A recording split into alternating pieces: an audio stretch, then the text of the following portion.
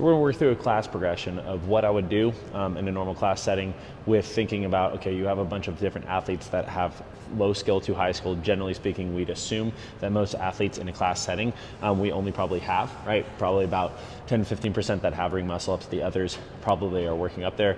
Maybe some want them, some don't. But as you progress in a class setting, what we're trying to look for is consistency so that a lot of athletes can get a lot out of the ring muscle up session when they come up into a class setting without necessarily feeling like they're lost, or some athletes are totally not getting it. Some athletes aren't getting a high level skill. And then all you're doing is targeting those middle level athletes. So what we're trying to do is make sure that everybody doesn't get lost, tries to work through it. So first thing we're going to do is just work on kind of that extension and that whole body position and making sure that the shoulders are nice and warmed up. One of my favorite warm up exercises is going to be the ring V out.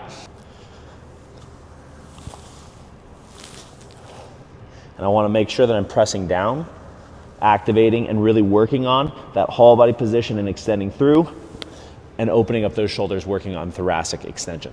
Now, the next exercise I'm going to be working through is just working on a false grip ring row to chest.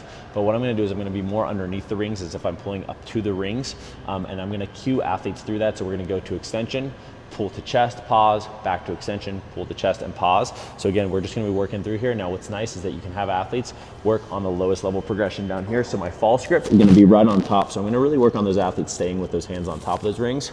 I'm going to come underneath chest, and it's just going to be pull to chest, back out. I want to extend my arms through, pull to chest, back out, pull the chest, back out to extension.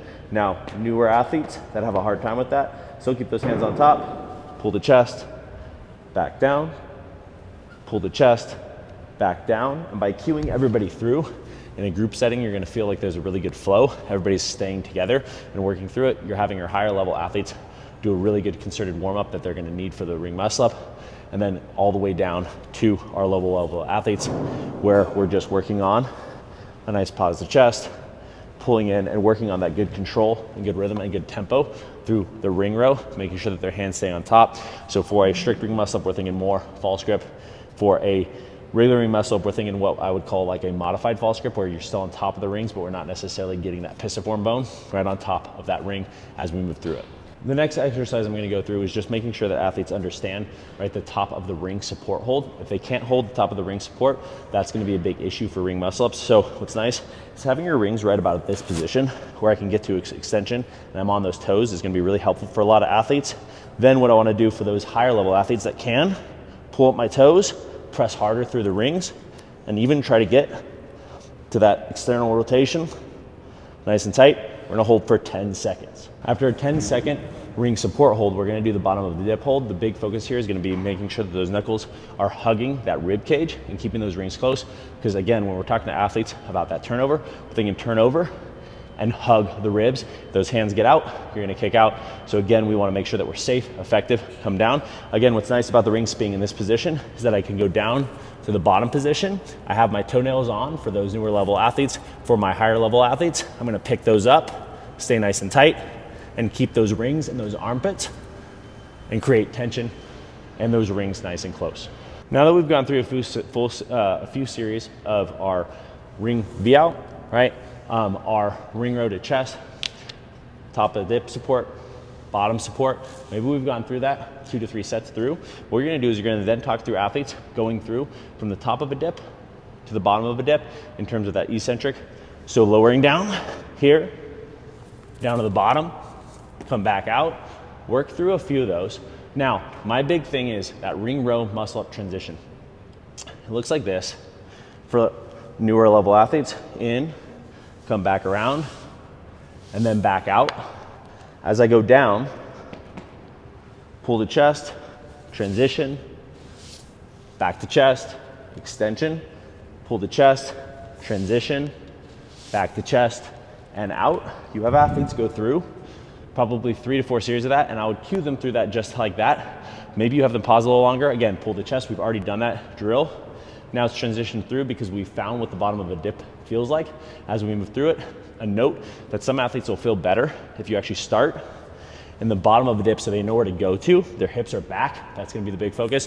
Too many people try to pull their hips underneath, so hips are back. Fall through, go to extension, pull the chest, transition over. And we work through that ring muscle up row transition as kind of like the next point that we're trying to progress in the ring muscle up for athletes trying to progress it. And any athlete can do that, whether or not you move the rings up or move the rings down. Now, once you've cued athletes through that progression and you're just kind of working them through that ring muscle up row to transition, now what we're gonna do is we're gonna add in the jump to support, and then whether or not you can lower down, right, without those feet on as an eccentric, and then lightly toe tap as you come down through that eccentric muscle up is gonna be a good way to really kind of feel out those positions, keep those rings close, and work on a strength development as a really good kind of way that you can talk to athletes about, like, hey, if you don't have a ring muscle up yet, you can actually do this eccentric ring muscle up as a good progression, so they kind of understand the reason why and what we're doing, and it's still warming up your higher level athletes. So here, lower down, light toenail spot, come through, out. Now I'm gonna pull the chest, come back over, jump to support, lower down, light toenail spot, come through, pull the chest, transition over, jump to support, and go through that. That's gonna be a good way to progress athletes and have them understand if you do a few of those and you're progressing that through, it's a really good strength development piece that you can add on even in kind of the workout for the day, depending on the athletes. And again, this is gonna be you as a coach of what you decide for your progression for each athlete, and creating that more individualized approach of how they tackle the workout on a specific day. Okay, so now the next progression is we're gonna be getting into a little bit more of a dynamic, right, kick and over the rings. This can be done for our newer level athletes all the way down to higher skill athletes. And what we're gonna learn how to do is utilize our hips a little bit better, of throwing our hips up to the rings, back over the rings, using a low ring transition here. So easiest would be right here. We're gonna basically go through what we did before, but it's gonna be more dynamic, and I'm gonna focus on hips up to the rings, and I'm pressing down on the rings at the same time, and I'm getting more dynamic. So we're working more into the kip. Now, the harder way to go about this, we move our feet farther out. We go hips up, hips over the rings, really great way to go.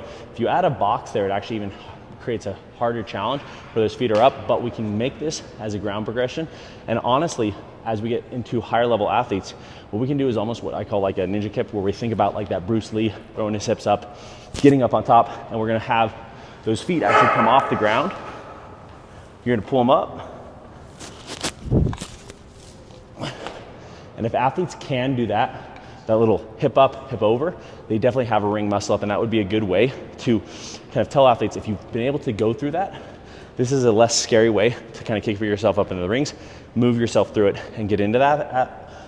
And we have our newer level athletes that are starting off high, our more advanced level athletes that are moving in and working more into that ninja kick. Now, if you're kind of in between there, the next progression is gonna be going over that banded ring muscle up, which is a great way to get a lot of athletes to practice, feel like they're getting some higher skill level work and having some fun with it. Okay, now we're having athletes go in more of a banded low ring muscle up. This is gonna be just like what we did on the ground there with those feet, where we're kind of pushing off a little bit more, but we're gonna be kind of more elevated, and we're working on the elasticity of the band to kind of help us create that turnover. It's a really good skill drill for those athletes that have 5 pull-ups and 5 dips, to note that if you haven't gotten the ring muscle up yet, maybe we just need some skill work, and we need to prime that central nervous system to understand the turnover.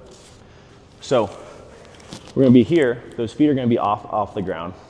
We're gonna work on pulling down, and I wanna think about pressing down through those rings. Notice how if I have them out, I'm gonna pull them in, back to support, come back over, transition out, toes are up, I'm pointed. And it's a really great way to work on the transition for athletes that are trying to get their first ring muscle up as they progress. Now the next drill to add on, which is kind of, this is gonna be on you as a coach to whether or not you think it's gonna be really effective, but this would be, let's say we have some athletes working on those turnovers and they're just doing them on their own, so you're like, hey, let's practice through another 5. For high level athletes that we're about to go up to the top of the rings, we're gonna focus on how to create tension on the back swing. So when I press through and then I pull back, I wanna think about actually elevating, and then I'm gonna pull in to my chest. So this is kind of a low ring, what I call like a pop swing ideal of turning on the back of that swing here, and I'm gonna come up, and I'm working on that hollow body position and extending and learning how to pull up and back on the rings, which is gonna create elevation into the hips, which then in a normal swing, I'm focusing on pulling up and around versus up and through.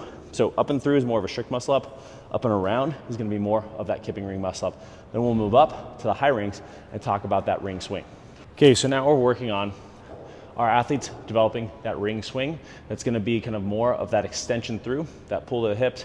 And then what we wanna do is we wanna focus on that press up and back. We do a couple through there, and then we wanna think about pressing down on the rings. The biggest focus that I have for most athletes is maintaining that hollow body position so that they're not breaking at the hip and their feet are gonna be hung out there to dry, right? Where you're trying to turn over and your feet are still out, where we kind of go hollow and then we pull back to turn ourselves on top of the rings. So that's gonna be the big focus, is maintaining that hollow body position as we go to extension. And then as we press down on the rings, I wanna be elevating in a hollow body position. So pressing up, back, and then again, it's that elevation.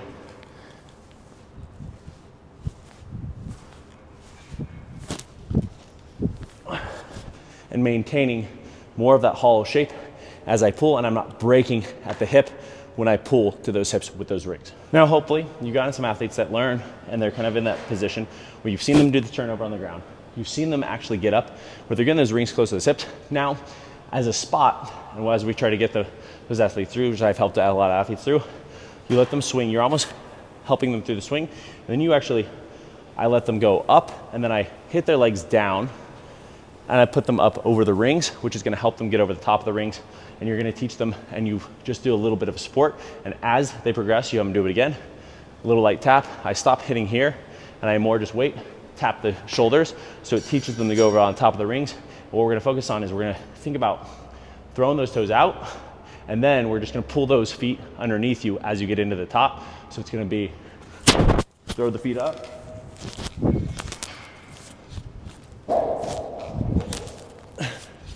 but the big focus there is pulling the feet underneath you to create that turnover. Last thing would be adding on the dip. I just didn't need to do that because once you get there, then it's about kipping out of the dip as we get into it.